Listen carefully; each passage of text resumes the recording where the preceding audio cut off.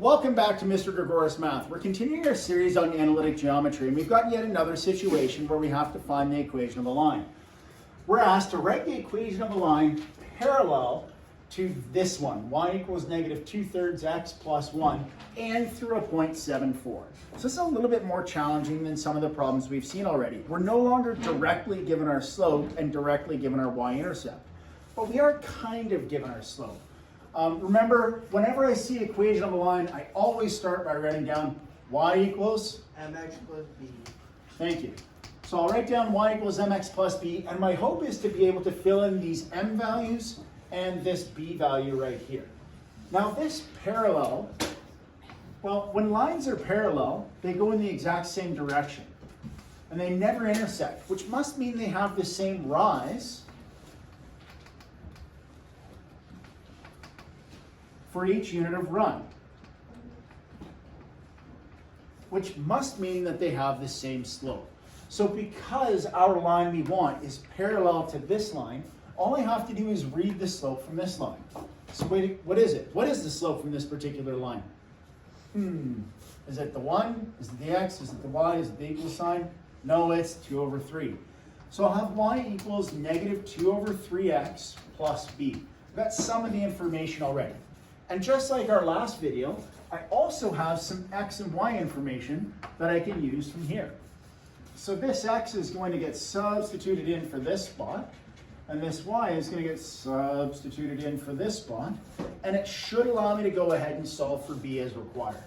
So I'll go ahead and substitute. Remember, y is 4, I think x was 7, and b. Now, geez, I really don't like fractions. This seems like it's where I'm going to need a calculator. Fortunately, I've got one with me. So I'm going to go ahead and evaluate negative 2 divided by 3 times 7 so that I can figure out what the slope is. It looks to be negative 4.666 repeating. I can press my fraction button, or should be able to press my fraction button to go back and forth, and I'll get negative 14/3 as my actual slope. So I can replace this with negative 14/3 plus b is equal to 4. Now I need to solve for b, so I need to get this alone. So I have to get rid of this negative 14/3. How do I move negative 14/3 to the other side? Well, to get rid of subtraction, addition, absolutely. So I'll add 14/3 to both sides. Is what you do to one side, you do to the other. so those will cancel, and I'm running out of room here, but I'm going to end up with 4 plus 14/3 is equal to b. Now, if I don't like fractions, I can always take that 14/3 and convert it into a decimal, or I can just try and type 4 plus 14/3 on my calculator. I'll do that. So I'll have 4 plus 14/3. And it's going to give me an answer that's a mixed fraction. I'll press second function of my fraction button to get it to an improper fraction. So I get 26/3. So 26/3 is my y-intercept. And that means I now had my slope from my original part of being parallel and my y-intercept from substituting in my point, and I can make my statement. The equation of the line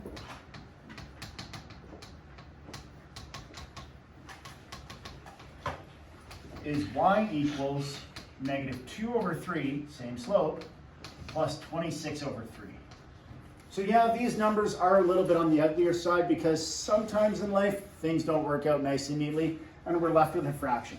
Don't forget to hit like, subscribe, ring that notification bell, and check the link in the comments below for the merch store. See you next time.